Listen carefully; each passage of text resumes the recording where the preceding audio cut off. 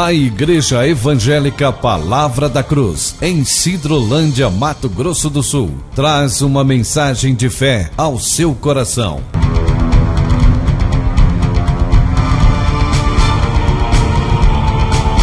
E conhecereis a verdade, e a verdade vos libertará.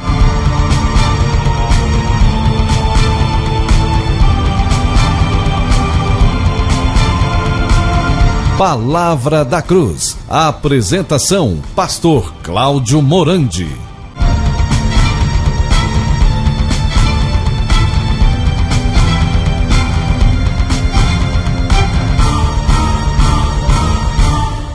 Graça e paz, queridos, que privilégio mais uma vez estarmos aqui juntos para meditarmos na verdade da Palavra de Deus. Hoje quem vai estar ministrando a palavra é o pastor Thomas Germanovics.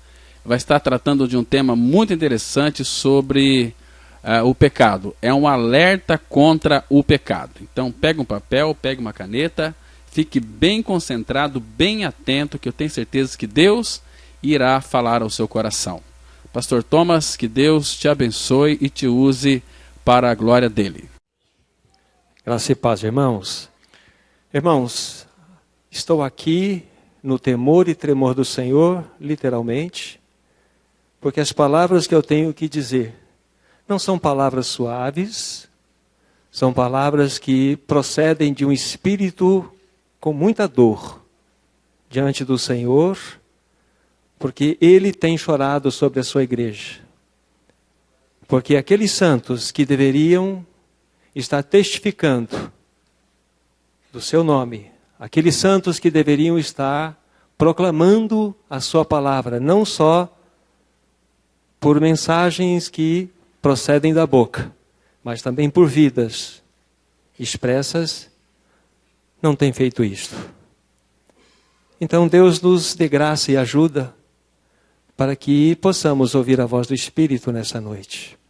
Eu gostaria de introduzir o assunto com uma palavra de advertência que está em Ezequiel capítulo 3. Eu vou fazer essa leitura inicial. Ezequiel capítulo 3, a partir do versículo 18, nós temos assim. Depois ainda vamos ter uma palavra de oração. Quando eu disser ao perverso, certamente morrerá, e tu não o avisares, e nada disseres para o advertir do seu mau caminho, para lhe salvar a vida, esse perverso morrerá na sua iniquidade, mas o seu sangue da tua mão requererei. Mas se avisares o perverso, e ele não se converter da sua maldade e do seu caminho perverso, ele morrerá na sua iniquidade, mas tu salvaste a tua alma. Também quando o justo se desviar da sua justiça e fizer maldade, e eu puser diante dele um tropeço, ele morrerá, visto que não o avisaste. No seu pecado morrerá, e suas justiças que praticara não serão lembradas, mas o seu sangue da tua mão requererei. No entanto, se tu avisares o justo, para que não peque, e ele não pecar, certamente viverá, porque foi avisado, e tu salvaste a tua alma. Vamos orar. Nosso amado Pai, pelo teu Espírito Santo, fale nesta noite aos nossos corações. Tu sabes o quão indignos nós somos, o quão merecedores do inferno somos, mas fomos alcançados pela tua graça. E tu tens chamado um povo para que este povo expresse a santidade do teu Filho. Agora, Pai, visita-nos nessa noite pelo poder do teu Espírito, para que pela tua palavra nós sejamos advertidos, para que pela tua palavra sejamos salvos, para que pela tua palavra sejamos edificados. Repreenda, ó Pai, todo espírito contrário ao teu reino, para que a tua palavra possa penetrar no mais profundo ser e realizar a tua obra. em nome de Jesus. Amém. Quando nós estudamos o livro de Apocalipse, irmãos, nós encontramos ali muitas verdades significativas.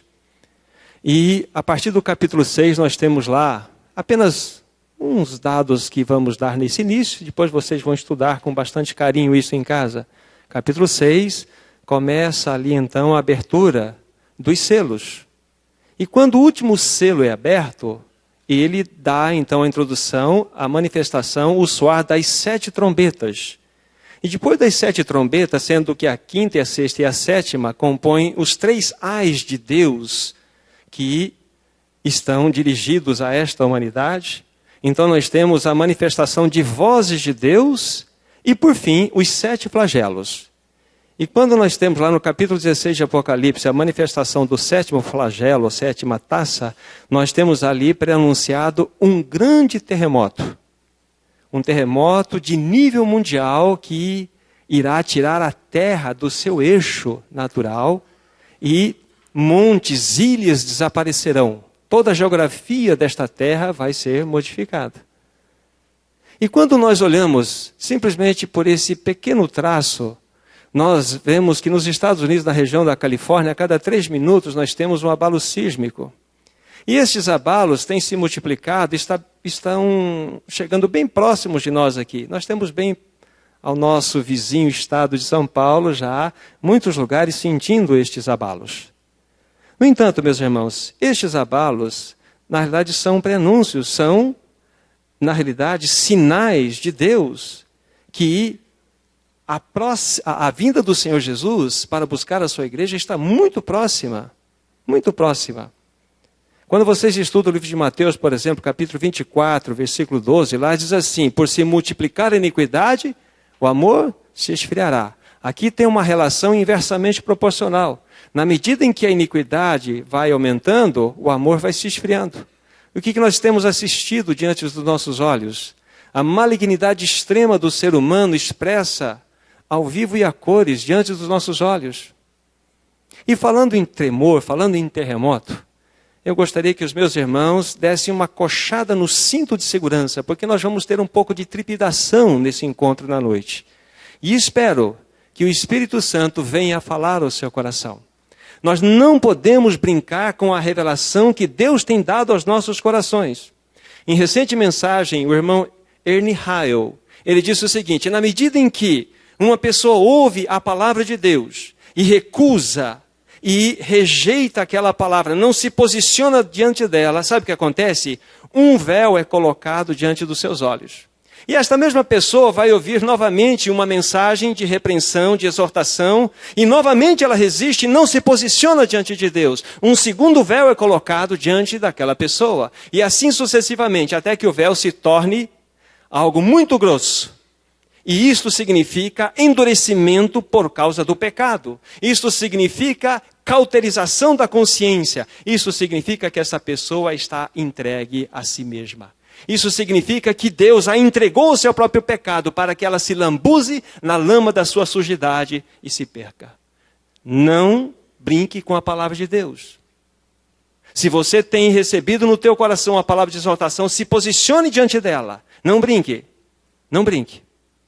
Nós vamos estar tratando de alguns assuntos aqui, em especial vou ter um direcionamento, aquilo que Deus me colocou no domingo de manhã, pelo estudo que nós tivemos aqui com os irmãos, para alertar que uma das maiores armas que Satanás tem usado no meio do povo de Deus, em toda essa humanidade, chama-se impureza, chama-se lascívia, chama-se luxúria. E quando você estuda, por exemplo, Apocalipse capítulo 21, versículo 8, você vê lá uma palavra condenatória, que dentre todos aqueles que estão condenados à perdição, encontra-se lá uma palavrinha, impuro, ou prostitutos, ou prostituição. Esta palavra no seu original também é traduzida como fornicação. E aqui para os jovens não casados vai uma palavra de orientação e alerta. Fornicação significa sexo antes do casamento. Sexo antes do casamento. Isso é pecado, isso é abominação diante de Deus. Isso é inaceitável diante da santidade de Deus. E aquelas pessoas que viverem em cima disto, terão que estar diante de Deus, dando conta de suas atitudes. Está bem clara essa palavra? Não há desculpa. Eu estou limpo do sangue de todos aqueles que estão me ouvindo, tanto de longe como vocês que estão sentados aqui. Tanto vocês que estão vindo pela primeira vez, como que por umas tantas outras vezes já ouviram. Estou limpo do sangue, como a nossa leitura básica nos mostrou aqui de Ezequiel. Estão sendo avisados. Então não permita que Satanás coloque mais um véu diante da sua face. Não permita, porque ele vai crescer. Ele vai ficar dessa grossura. E então, cauterização da consciência. Aí, meus irmãos, para onde nós vamos? Então nós devemos tomar muito cuidado. O que nós queremos do Evangelho? O que nós queremos do cristianismo? Essa é a questão. Agora, meus irmãos, eu estava pensando neste assunto, orando ao Senhor, sofrendo diante dele, diante dessa palavra, desse encargo tão pesado que ele deu ao meu coração, e fui remetido há 10 anos, aproximadamente, eu não vou saber precisar a data, porque isso me ocorreu à tarde. Aproximadamente há 10 anos atrás, o Senhor me trouxe uma palavra. E eu, rebuscando algumas coisas sobre esta palavra que ele trouxe ao meu coração, e compartilhei com os irmãos, eu encontrei algo. E eu gostaria então de simplesmente voltar um pouco àquela ocasião. E os irmãos então vão entender que eu quero falar. Naquela oportunidade nós estávamos estudando o livro de 2 Tessalonicenses, onde está o mistério da iniquidade já opera. E estamos considerando, à luz da palavra de Deus, significa o mistério da iniquidade. E, dentre muitas coisas que falamos na oportunidade, eu disse o seguinte, que Satanás tem desenvolvido o seu plano maquiavélico para este mundo. Tudo à nossa volta tem o toque satânico. Ele tem como objetivo agredir a Deus e a sua santa palavra. O seu plano é fazer com que Deus e a sua palavra sejam desacreditados. O inimigo tem seduzido a humanidade, levando-a cada vez mais a um estado de rebelião e indiferença ao próprio Deus. Há uma conspiração das trevas agindo sobre toda essa humanidade. E a nova era é simplesmente um pequeno braço de toda a movimentação satânica para introduzir o seu reinado neste mundo. Todos os segmentos da sociedade têm sido atingidos pelas astúcias satânicas. Segmento da política, economia, o segmento social, religião e principalmente a família. A família tem sofrido as investidas satânicas. Meus irmãos, quantos de nós agora estamos loucos atrás dos nossos filhos no mundo? Buscando-os, porque estão enlaçados no mundo, estão totalmente cativados pelo Satanás, com todos os prazeres que esse mundo oferece. Quantos pais e mães têm chorado diante do altar da graça, porque os seus filhos estão lá? Oh, meus irmãos, e acontece o seguinte, meus irmãos, eu creio no arrebatamento, eu creio que Deus tem um povo e Ele vem buscar as suas primícias, eu creio. Mas Satanás sabe que seu tempo é curto. Então o que ele faz? Ele vai sempre estar investindo numa geração seguinte à nossa. Porque a nossa está contaminada pelo pecado. A nossa está contaminada pela luxúria, pela depravação, pela corrupção. Como certo irmão certa vez disse o seguinte, aquele que a teu lado muitas vezes está batendo palmas ao Senhor, é aquele que assina um cheque sem fundo na segunda-feira seguinte. Isso é o cúmulo da loucura, que uma pessoa pode conviver com tamanha discrepância. Isso significa cauterização de consciência. Isso significa véu sobreposto em suas mentes. Oh, meus irmãos, nós devemos tomar muito cuidado. Então, creio que possivelmente Jesus não venha na nossa geração. Então, Satanás está numa geração à frente, atacando os nossos filhos, destruindo os nossos filhos. Você tem cuidado dos seus filhos? Que tipo de programa ele tem visto na televisão, nas internets da vida? Os sites pornográficos graçando por todos os locais que você acessa, eles banham a sua tela. Você tem acompanhado os seus filhos? Você tem verificado o que eles veem? Vocês têm sabido com quem eles andam? Quem são suas amizades? São seus filhos. Não culpe aqui a instituição, não culpe os professores da escola dominical, mas se olhe no espelho e veja verdadeiramente quem é o responsável pela salvação dos seus filhos. É cada um de nós.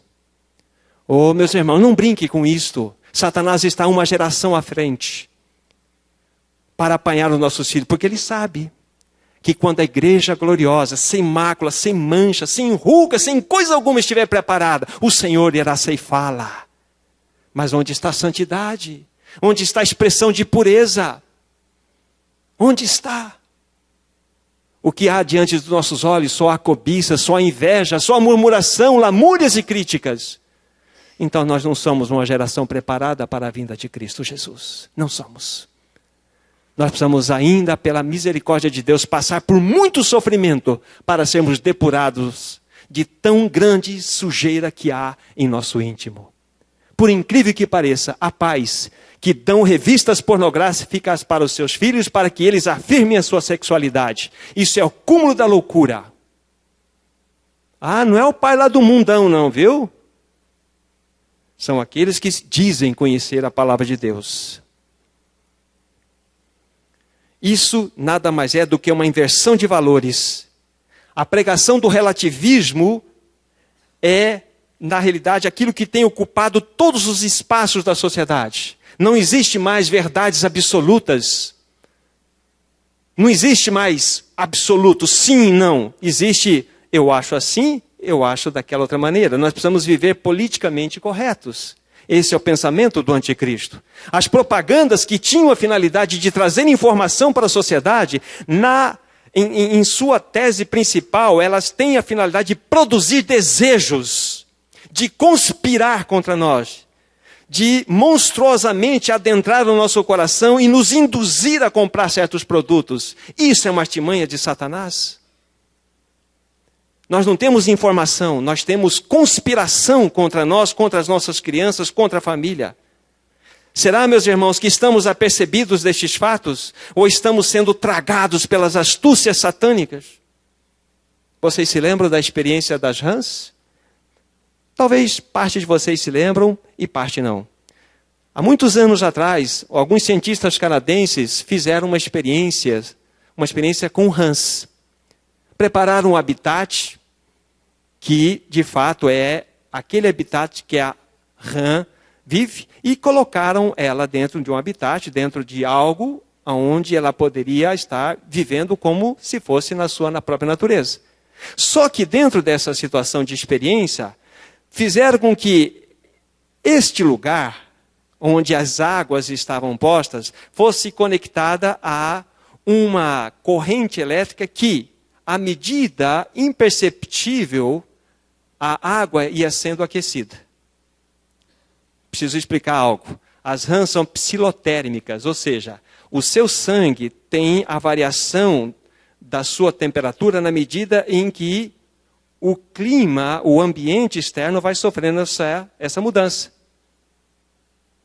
Nós somos homeotérmicos, nós temos um equilíbrio de temperatura. 36,5 nós não temos febre. Acima disso já constata alguma coisinha. Nós não temos essa oscilação, mas as rãs têm. E então, dentro desse processo de experiência, a água foi sofrendo esse processo de aquecimento até que chegou a ebulição e as rãs morreram cozidas lá dentro. Eles tinham o porquê dessa experiência, mas do ponto de vista espiritual nós estamos plugados na caldeira de Satanás. E Satanás tem aquecido imperceptivelmente a cada um de nós, para que nós não enxerguemos que nós estamos sendo torrados por Satanás. Esta é a experiência das rãs. Oh, meus irmãos, nós devemos tomar muito cuidado. Será que nós sabemos verdadeiramente o que está acontecendo à nossa volta? Será que nós temos discernimento? Será que nós estamos enxergando com os olhos do Espírito o que está ao nosso derredor? Que Deus nos dê luz, nos dê compreensão. Os irmãos vão se lembrar de algo que eu falei também naquela oportunidade, há 10 anos atrás. Nós confundimos hoje, naquela oportunidade, hoje também, duas coisas. Chamamos o normal de comum e o comum de normal. Ah, é normal hoje o namorado ficar com a namorada. É normal. Não, isso não é normal, isso é comum.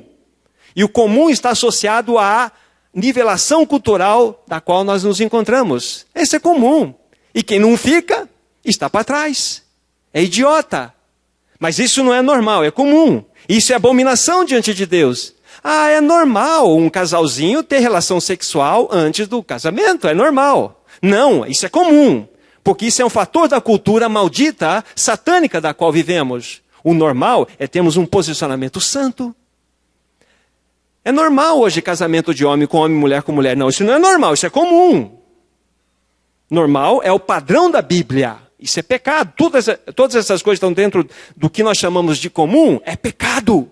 É abominado diante de Deus. Um simples pecado fez com que Cristo fosse levado à cruz. E nós vamos brincar com isso, meus irmãos? De fato, Satanás tem uma operação chamada Operação Desmonte de Valores Morais, para que toda uma sociedade torne-se atrevida contra Deus, torne-se simplesmente indiferente com as coisas do Senhor. O mundanismo reina dentro das igrejas. Há um caminho largo que tem sido aberto para a entrada do reino do anticristo. A imoralidade já não choca mais a sociedade, pois tudo está sendo visto, sendo encarado com a maior naturalidade. É mudança cultural. Aliás, há pais que preferem que os seus filhos tenham relação sexual dentro da sua própria casa porque é mais seguro. Por que eu vou permitir que meu filho enfrente a violência da sociedade lá fora, sendo que eu posso tê-los aqui ao meu lado, no quarto, tendo relações seguras? Ô cultura de Satanás! Ô meus irmãos, vocês vão perceber que para andar à luz da palavra de Deus, à luz da santidade, nós vamos ter que andar na contramão. É por isso que aí nós vamos começar a experimentar o que significa ser odiado pelo mundo.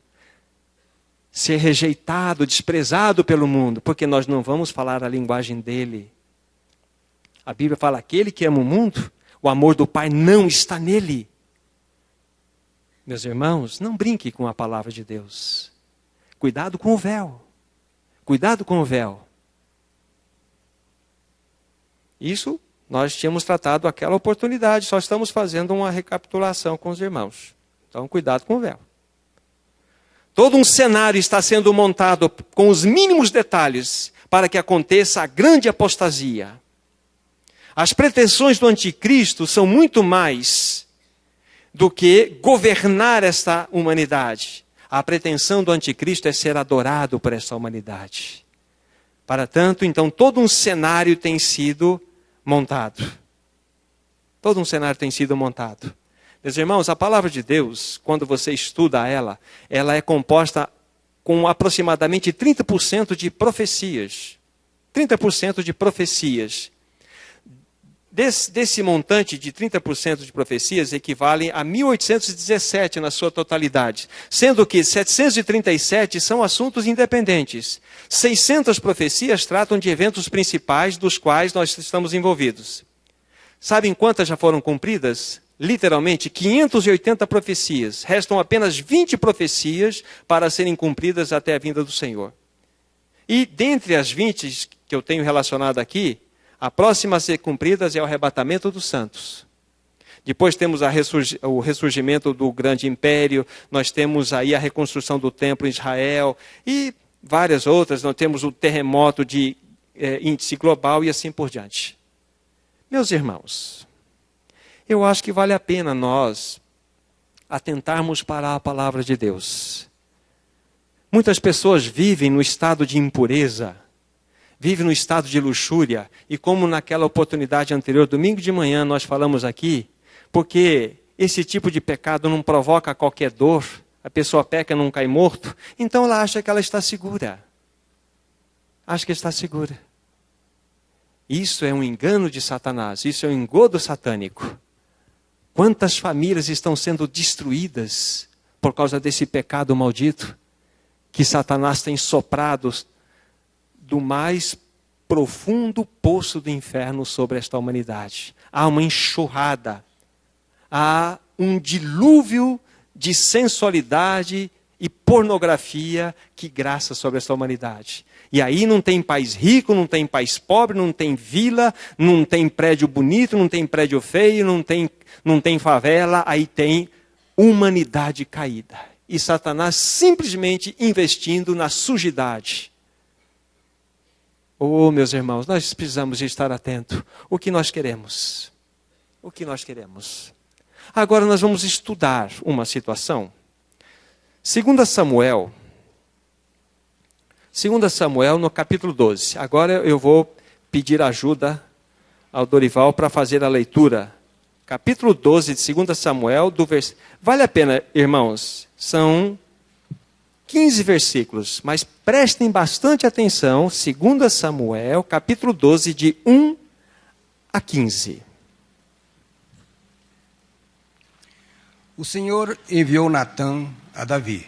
Chegando Natã a Davi, disse-lhe: havia numa cidade 2 homens, um rico e outro pobre. Tinha o rico ovelhas e gado em grande número, mas o pobre não tinha coisa nenhuma, senão uma cordeirinha que comprara e criara, em que em sua casa crescera, junto com seus filhos, comia do seu bocado e do seu copo bebia, dormia nos seus braços e a tinha como filha. Vindo um viajante ao homem rico, não quis este tomar das suas ovelhas e do gado para dar de comer ao viajante que viera a ele, mas tomou a cordeirinha do homem pobre e a preparou para o homem que lhe havia chegado. Então o furor de Davi se acendeu sobremaneira contra aquele homem, e disse a Natã: tão certo como vive o Senhor, o homem que fez isso deve ser morto. E pela cordeirinha restituirá 4 vezes, porque fez tal coisa e porque não se compadeceu. Então disse Natã a Davi: tu és o homem, assim diz o Senhor, Deus de Israel: eu te ungi rei sobre Israel, e eu te livrei das mãos de Saul. Dei-te a casa do teu senhor e as mulheres do teu senhor em teus braços, e também te dei a casa de Israel e de Judá. E, se isto fora pouco, eu teria acrescentado tais e tais coisas. Por que, pois, desprezaste a palavra do Senhor, fazendo o que era mal perante ele? A Urias, o heteu, feriste a espada, e a sua mulher tomaste por mulher, depois de o matar com a espada dos filhos de Amon. Agora, pois, não se apartará a espada jamais da tua casa, porquanto me desprezaste e tomaste a mulher de Urias, o heteu, para ser tua mulher. Assim diz o Senhor: eis que da tua própria casa suscitarei um mal sobre ti, e tomarei tuas mulheres à tua própria vista, e as darei a teu próximo, o qual se deitará com elas em plena luz deste sol. Porque tu o fizeste em oculto, mas eu farei isto perante todo o Israel e perante o sol. Então disse Davi a Natã: pequei contra o Senhor. Disse Natã a Davi: também o Senhor te perdoou o teu pecado, não morrerás. Mas, posto que com isto deste motivo a que blasfemassem os inimigos do Senhor, também o filho que te nasceu morrerá. Então Natã foi para a sua casa. Irmãos, são palavras profundas e solenes. Eu incentivo a vocês a lerem depois os capítulos anteriores para vocês estudarem um pouco a respeito deste rei. E observem nesta leitura que vocês vão fazer como que Deus abençoava este rei. Ele tinha vindo de uma batalha na qual Deus deu a ele uma tremenda vitória sobre os seus inimigos. Vitória esta que só poderia ser alcançada por Davi na medida em que o Senhor o abençoasse. Tudo que Davi fazia era abençoado pelo Senhor. Era algo que tinha o sinal de positivo, de atenção, de amor de Deus para com ele. Mas um dia Davi decidiu flertar. Decidiu avaguear lá nos jardins do seu palácio, e quando ele estava guiando, ele focalizou uma mulher. E essa mulher, que era formosa a seus olhos, cativou não só a sua visão, mas o seu coração. Então nós temos a história do adultério de Davi. E para lhe encobertar isto, ele arrumou todo um cenário para que o esposo de Batseba fosse levado então para a frente de batalha e ali então sofresse a morte. E foi o que aconteceu. E depois de todo esse episódio, então Davi traz Batseba para dentro do seu palácio e a toma por sua esposa. Aí Deus levanta um homem, um profeta chamado Natã. Aí nós temos a descrição. E Natã então olhou diretamente nos olhos do rei, o poderoso rei. E então descreveu aquela história daquele simples homem que tinha apenas uma única cordeirinha, que a tinha nos seus braços para aquentá-lo, para diverti-lo, para estar com ele. Enquanto que aquele outro homem, nessa figura de Natã, era um homem muito poderoso e que tinha muitos e muitos cordeiros. Mas esse homem poderoso interessou-se por qual cordeirinha? Por aquela que ele não devia. Aí nós temos a revolta de Davi diante dessa história e fala assim: digno de morte seja tal homem. Foi quando então Natã voltou-se para ele e disse: tu és o homem. Tu és o homem.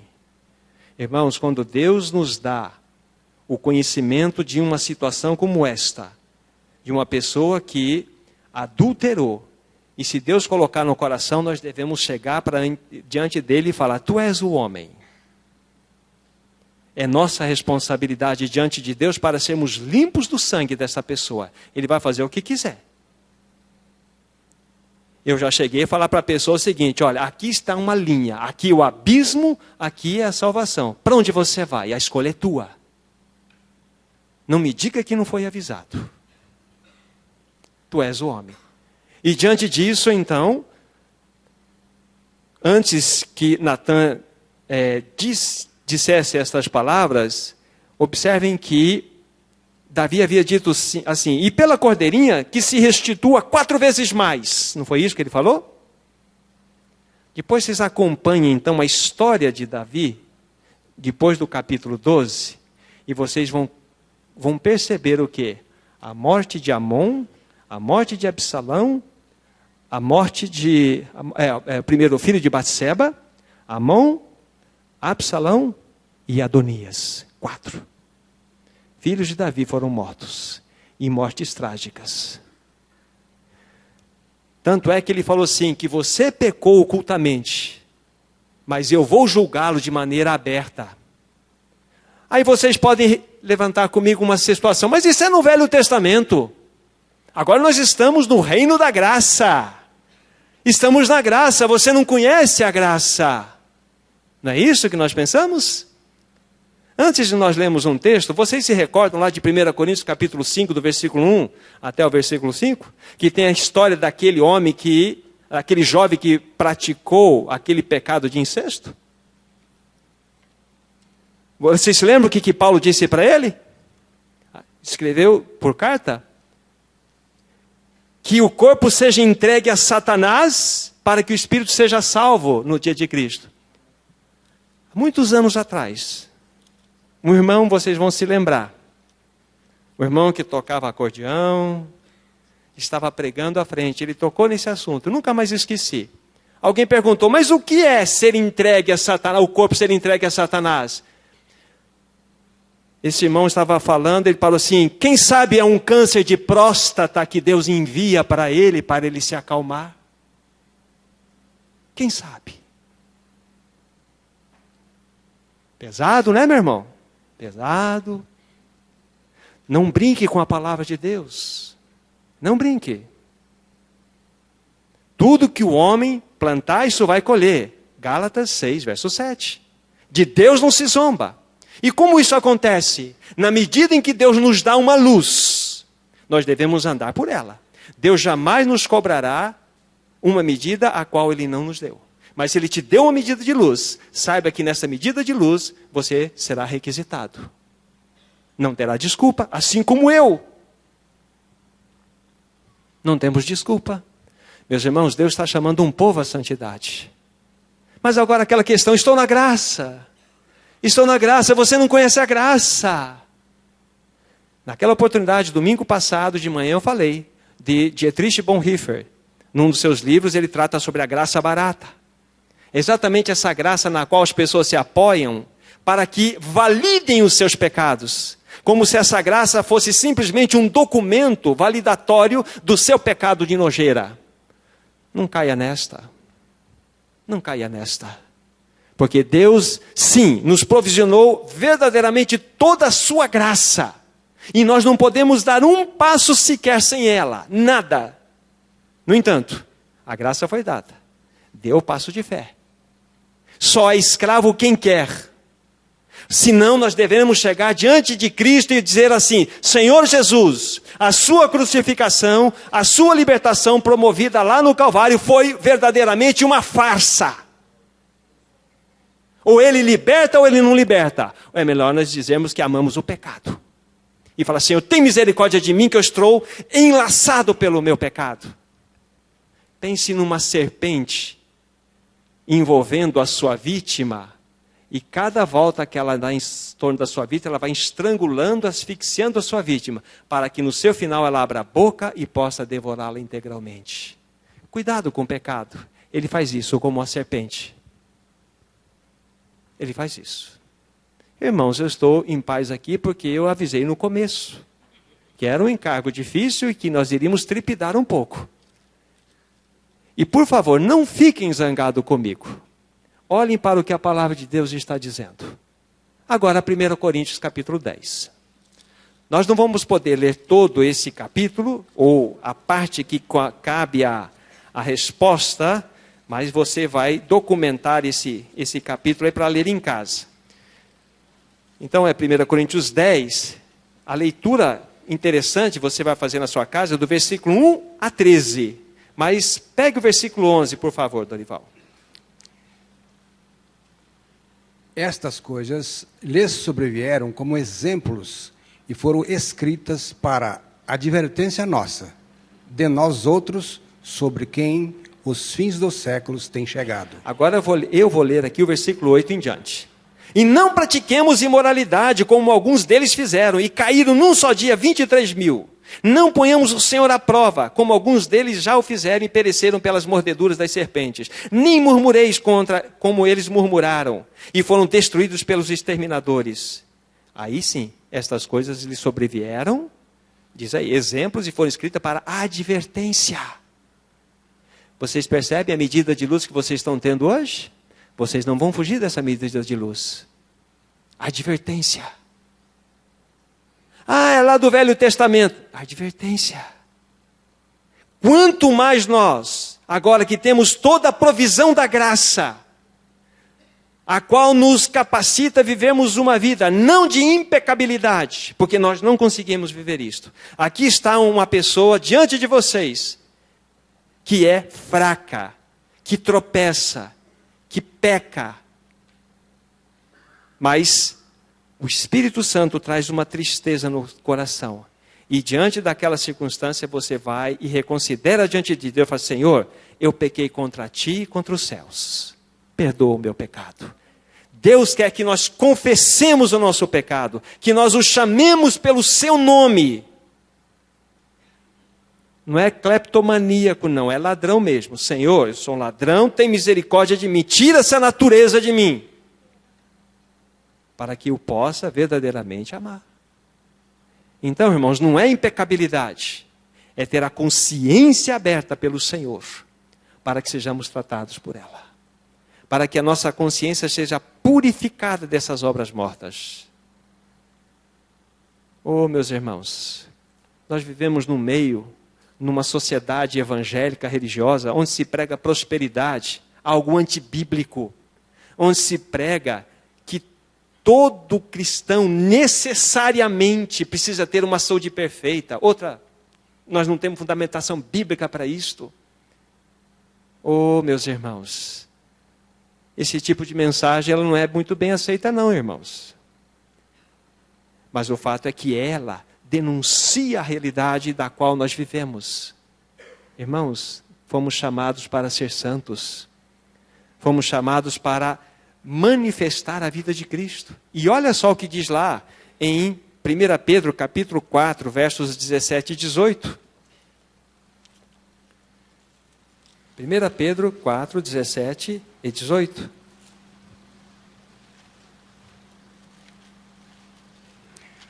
Porque a ocasião de começar o juízo pela casa de Deus é chegada. Ora, se primeiro vem por vós, qual será o fim daqueles que não obedecem ao Evangelho de Deus? E se é com dificuldade que o justo é salvo, onde vai comparecer o ímpio, sim, o pecador? O juízo começa primeiramente aonde? Na casa de Deus. A casa de Deus não é esse templo não, ele não vem reformar o templo não. O juízo é sobre nós. Começa em nós. Vocês estudarem a palavra de Deus, vocês vão perceber que Deus nunca ocultou o pecado do seu povo e dos seus servos. Ele expôs e tratou com justiça. Sabe por que é isto? Para que um dia Satanás não chegue diante do trono e fale assim, mas você não julgou o teu povo e quer julgar-me e julgar os meus súditos? Então Satanás não vai poder fazer isso, porque Deus vai tratar do seu povo. E vai tratar com seriedade. E nós estamos ainda, meus irmãos, no tempo da suavidade. Mas nós estamos aproximando para o arroxo. Nós estamos aproximando para o funil. Onde Deus vai, como diz certo irmão, chacoalhar e tem chacoalhado a sua roseira. E aqueles que são dele irão ouvir o seu chamado. Irão buscar a santidade. Irão buscar uma comunhão com ele. Ou então nós temos que, Apocalipse capítulo 22, nós temos que pensar sobre o que está escrito aqui. 22, versículo 11.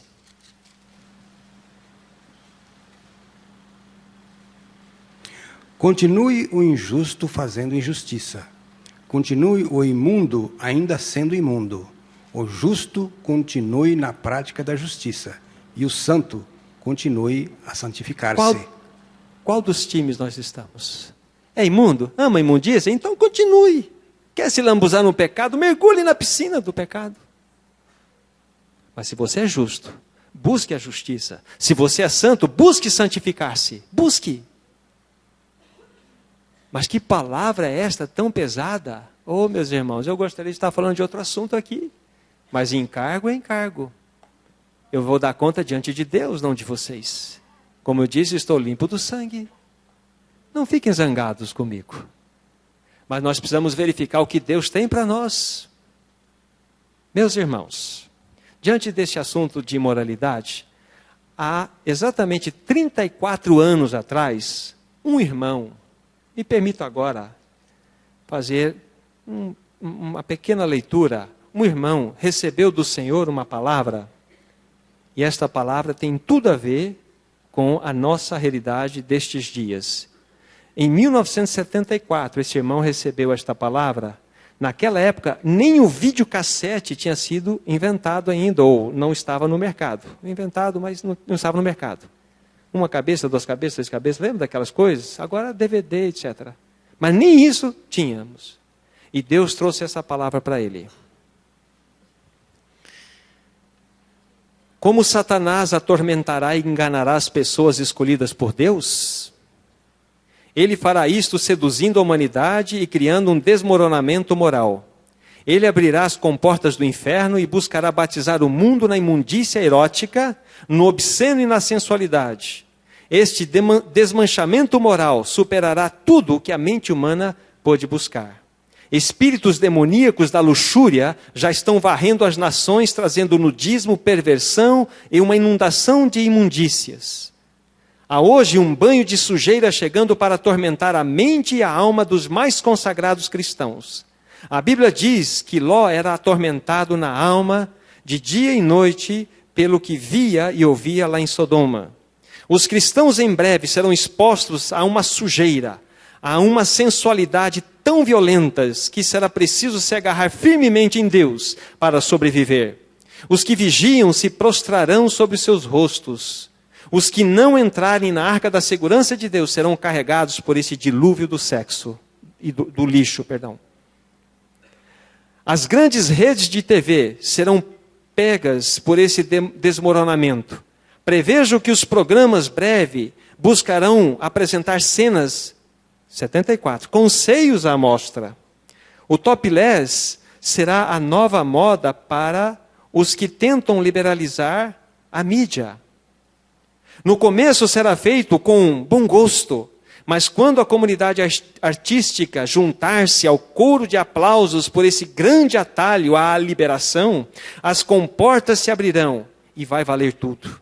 Até sacerdotes aplaudirão a nudez na TV, dizendo que é uma saudável evolução. O surpreendente é que os que se pronunciarem contra isso não serão ministros ou pessoas conhecidas como cristãos consagrados, porém serão os políticos e membros da própria vida hollywoodiana. Esteja avisado, em futuro não muito distante, os filmes pornográficos mais perniciosos e proibidos serão mostrados via cabo depois da meia-noite. A TV a cabo já é alvo dos traficantes da pornografia. Em algumas grandes cidades dos Estados Unidos, Canadá e da Europa, e por que não posso citar aqui o Brasil, filmes proibidos para menores estão à disposição em alguns hotéis. Eles vêm da Suécia, da Dinamarca e dos Estados Unidos. Estes filmes vis projetarão nudismo, relações sexuais, homossexualismo, perversão com animais e sadismo. As pessoas pagarão para que estes filmes eróticos sejam lançados diretamente nas salas de suas casas. O pagamento será feito através de uma conexão eletrônica projetada diretamente para as casas. E os nossos lares serão chamados os palácios do prazer. Oh, meus irmãos, 34 anos antes um irmão recebeu essa palavra. O que nós temos hoje diante de nós? Nós temos uma sujeira, nós temos um lixo, nós temos programas de comédia, ou sabe lá o que diabo é aquilo. E muitas vezes permitimos nossos filhos ficarem diante daquilo, e nós com eles dando aquelas risadas de canto de boca, ouvindo piadas sujas que escrevem por e-mails. Oh, irmãos, que sujeira é esta? Será que nós não temos nada de Cristo em nós para dizer, não me mande essa sujeira? Será que nós não temos nada de Cristo em nós para mudarmos de canal? Oh, meus irmãos, que igreja Cristo vem buscar? Esta, esqueça. E ele já está na geração seguinte, como falamos, atacando e agredindo os nossos filhos. E assim sucessivamente. Até quando, meus irmãos? Meus irmãos queridos, nós precisamos atentar para isso. Vejam o que diz Judas, penúltimo livro da Bíblia, versículo 4. É aí então que nós vamos falar daquela graça. Judas, versículo 4, uma vez que só tem um capítulo. Pois certos indivíduos se introduziram com dissimulação, os quais, desde muito, foram antecipadamente pronunciados para esta condenação, homens ímpios que transformam em libertinagem a graça de nosso Deus e negam o nosso único soberano e Senhor, Jesus Cristo. Transformam em libertinagem ou dissolução, outra versão, a graça de nosso Deus. Essa palavra lá no original, temos que ir lá e ver o que ela significa. Azeugia, na sua expressão transliterada no grego. E é luxúria desenfreada, caráter ultrajante, é um desaforo, uma libertinagem sem fim. Transformam a graça de Deus nisto. A graça de Deus é uma provisão maravilhosa que nos mantém verdadeiramente no caminho da santidade. Nos mantém. A graça provisionada por Deus é poderosa para nós andarmos longe do pecado, para termos vitória sobre o pecado, para sermos libertos do pecado. Volto a falar, não é que somos inerrantes. Mas o fato é que, verdadeiramente, nós podemos viver longe do pecado. Podemos. Porque senão o sacrifício de Cristo é coisa vã, meus irmãos. Agora, transformar a graça de Deus em libertinagem É exatamente o que nós estamos assistindo diante dos nossos olhos. Semana passada, eu vou novamente repetir aqui, eu disse o seguinte: o irmão, foi fazer uma despedida de solteiro numa boate de nudismo. Aí ele foi repreendido, e o que o irmão falou? Você não conhece a graça? Eu estou na graça. Essa graça do inferno que ele está, não é a de Deus não, essa ele criou. Porque se a graça verdadeira estivesse no seu coração, ele estaria então se posicionando. E tendo uma atitude que glorificaria a Cristo Jesus. Eu sei que a mensagem é dura de ser, é intragável, ela mexe, porém, estou limpo do sangue. É o meu encargo que eu tenho diante de vocês. Porque Deus está chamando um povo para a santidade, para experimentarmos vida de santificação. E o que é santificação, senão, de fato, expressarmos a própria vida de Cristo Jesus? Meus irmãos, nós precisamos ainda falar um pouquinho a respeito de Davi, porque nós mostramos Davi dentro daquela circunstância e ele padeceu até o seu fim, ainda que era um homem segundo o coração de Deus. Mas vejam só o que aconteceu com ele também na sua experiência íntima. 2 Samuel, capítulo 22, versos 2 e 3. 2 Samuel 22, versos 2 e 3. E disse: o Senhor é a minha rocha, a minha cidadela, o meu libertador, o meu Deus, o meu rochedo em que me refugio, o meu escudo, a força da minha salvação, o meu baluarte e o meu refúgio. Ó Deus, da violência tu me salvas. Aqui está um homem plenamente restaurado. Aqui está um homem que, apesar do tratamento de Deus, pode expressar a santidade daquele Deus a quem ele cria. Mas Deus precisou tratar com ele. Então aqui está um homem que foi alcançado pela graça de Deus. Aqui está um homem que, mesmo recebendo aquela dura prova de Deus sobre ele, rendeu-se a ele. E pôde dizer essas palavras tão preciosas para nós. Versos 17 e 20. Do alto me estendeu ele a mão e me tomou. Tirou-me das muitas águas. Livrou-me do forte inimigo, dos que me aborreciam, porque eram mais poderosos do que eu. Assaltaram-me no dia da minha calamidade, mas o Senhor me serviu de amparo. Trouxe-me para um lugar espaçoso. Livrou-me porque ele se agradou de mim. Aqui, Deus agora se agradou de mim. E se nós fôssemos ler outros e outros textos, nós poderíamos fazer um paralelo. Na vida de Davi, antes do seu pecado, no seu pecado, as consequências e depois a restauração plena de Davi. Aqui um homem agora tomado por Deus, um homem que aprendeu a lição. Então, meus irmãos, se Deus pesar a mão sobre nós, sabe que esta mão é uma mão de graça. Porque Ele tem chamado a cada um de nós para vivermos vidas santas diante dEle. Com relação àquele irmão que eu mencionei de 1 Coríntios capítulo 5, do verso 1 a 5, daquele que tinha cometido tão terrível pecado. Se vocês lerem a segunda carta de Coríntios, vocês vão verificar a restauração daquele irmão lá. Paulo fala assim: eu fui duro com as minhas palavras. Ele vai discorrer daquele assunto. Mas receba aquele penitente, receba aquele que já foi perdoado, para que Satanás não ganhe vantagem. Capítulo 2, vocês vão ler, depois capítulo 7, 2 Coríntios. Um homem que foi restaurado. Mas nós não podemos brincar com o Senhor Deus. Como é que está a tua vida? Como é que está a minha vida? Agora, nesse período final, eu preciso dizer algo a vocês muito importante. Que parte do texto de Zacarias, capítulo 13, versículo 6. Eu quero que vocês coloquem os olhos nesse texto. E observem as palavras ali, palavras do Senhor Jesus. Como que Ele está chamando a espécie de gente como nós. Zacarias 13, verso 6. Se alguém lhe disser que feridas são essas nas tuas mãos? Responderá ele: são as feridas com que fui ferido na casa dos meus amigos. Dorival, por favor, novamente. Se alguém lhe disser: que feridas são essas nas tuas mãos? Responderá ele: são as feridas com que fui ferido na casa dos meus amigos.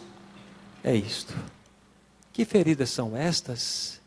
São as feridas com as quais eu fui ferido na casa dos meus amigos. Até Judas, Jesus chamou de amigo. A que vieste, amigo? Que vieste? Ninguém tem maior amor do que este, de alguém dar a sua vida pelos seus amigos. Eu, amigo de Jesus, mergulhado no meu pecado, na minha luxúria. Aí sabe o que Cristo fez? Ele foi para uma cruz, para que morresse naquela morte, ele pudesse crucificar a minha vida velha, crucificar a minha natureza de pecado, a minha natureza maldita que me faz separado de Deus. Ele não precisava disso, mas ele fez. Ele crucificou nossa velha vida nele. Mas ficou aí? Não. Ele, ao terceiro dia, pelo poder do Pai, foi ressuscitado dos mortos e tornou-se a nossa própria vida. Vida. E quando nós cremos nessa verdade, irmãos, quando nós cremos que Cristo agora é nossa vida, a questão é que tipo de vida vamos viver? É a vida ressurreta dele. Ele quer se expressar em nós. Não importa a sua situação, a condição que você se encontra nesse instante. Talvez você está aí escravo de um pecado oculto, secreto, que só você sabe. Lógico, você e Deus. Mas reconheça diante dele. Não esconda dele, ele já sabe. Reconheça que você é um pecador. Reconheça que você tem sido escravo por esse pecado. Confesse esse pecado diante dele. A Bíblia fala que ele é pronto. Pronto. Eu vou precisar de mais um texto, irmão, só para responder isso. Provérbios 28, 13. Olha o que diz esse texto, ele é muito dentro do que estamos acabando de falar agora. Confesse o seu pecado. Mas além da confissão, tem uma orientação no final desse versículo que vale a pena vocês levarem a sério. O que encobre as suas transgressões jamais prosperará, mas o que as confessa e deixa alcançará misericórdia. Olha aí, não encubra a tua transgressão, não encubra, mas confessa, mas também deixe. Quando Jesus disse para aquela mulher apanhada em adultério, vá e não peques mais, não é? Vá e não peques mais. Então, deixe o pecado e não peques mais. Agora, meus irmãos, a graça barata é aquela ideia assim, não, a graça vai tirar esse negócio como se fosse um dente podre que eu tinha na minha boca. Se fosse assim, estaria resolvido. Acabou, passou o momento, liquidou o assunto. Mas pecado não é dente podre, meus irmãos. Não é assim que se remove. Você vai ter luta, você vai ter dificuldade, o tentador vai vir em cima de você, você vai lutar, a Bíblia fala assim, com a vossa luta contra o pecado, não resististes até o sangue. Há uma luta, mas saiba que você é vitorioso. Cristo já deu a vitória para você. Essa é a graça que liberta, essa graça que realmente é imperiosa em nós. E depois, para vocês estudarem sobre essa graça real, objetiva, estudem lá o livro de Tito, por exemplo, capítulo 2, versículo 11 a 13. Fala-nos da graça imperiosa, fala de uma graça operante. É uma graça que você se posiciona. A graça já foi dada, meus irmãos. Se posicione e dê o passo de fé, que a vitória é sua. Não permita que o diabo engane você. Abra a mão, larga desse pecado maldito. Destrua tudo aquilo que desagrada a Deus. Reconcilie com a sua família. Peça perdão. Não deixe o diabo encher você de razão, mesmo que você a tenha, porque o diabo quer isso mesmo. Deixa a razão de Deus ser a razão da sua vida. Oh, meus irmãos, então nós fomos aceitos por Deus. Cristo é a nossa vida agora. E vamos agora ser chamados para uma vida de santidade, para que Cristo seja o nosso tudo. Irmãos queridos, esta é uma palavra, como disse no começo, uma palavra dura, uma palavra pesada. Não sei qual é o encargo de Deus no meu coração para uns outros encontros, mas enquanto Ele nos mantiver assim, nós vamos ter que estar chamando a atenção dos irmãos, porque o tempo se abrevia. O Senhor está apontando já aí o seu pé para que as nuvens se rasguem e Ele então possa nos receber no alto para o encontro com os santos. Será que estamos preparados, irmãos? Que Deus nos dê graça, santidade, expressão de Cristo, para que verdadeiramente possamos estar na presença dEle. Vamos orar, irmãos. Nosso Pai querido, vem falar ao coração destes que ouviram a Tua palavra. Livra-nos do marasmo espiritual, livra-nos do comodismo, livra-nos do engano de uma falsa doutrina, para que nós possamos nos posicionar numa graça maravilhosa que já nos deu toda a libertação e possamos experimentar a vitória de Cristo sobre nós e os nosso caminhar, o nosso viver. Pai Santo, mesmo aqueles que pela primeira vez ouviram a Tua palavra aqui, Tu vens mostrar o Teu propósito, a seriedade da Tua palavra, meu Pai. Aqueles que já mais de uma vez ouviram, não permitam que mais um véu seja depositado na frente dos seus olhos, para que Cristo seja revelado, para que Cristo possa ser acrescido. Pai, faça desta igreja aqui reunida uma expressão viva do Teu Filho Jesus Cristo, Pai. Faça isso.